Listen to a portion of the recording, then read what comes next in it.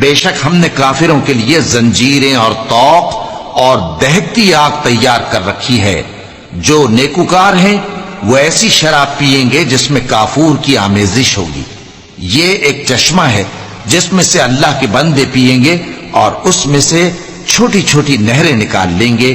یہ لوگ نظریں پوری کرتے ہیں اور اس دن سے جس کی سختی پھیل رہی ہوگی خوف رکھتے ہیں، اور باوجود کہ ان کو خود کھانے کی چاہت ہوتی ہے مگر فقیروں اور یتیموں اور قیدیوں کو کھلاتے ہیں، اور کہتے ہیں کہ ہم تم کو محض اللہ کی خوشنودی کے لیے کھلاتے ہیں، نہ تم سے بدلہ چاہتے ہیں اور نہ شکر گزاری۔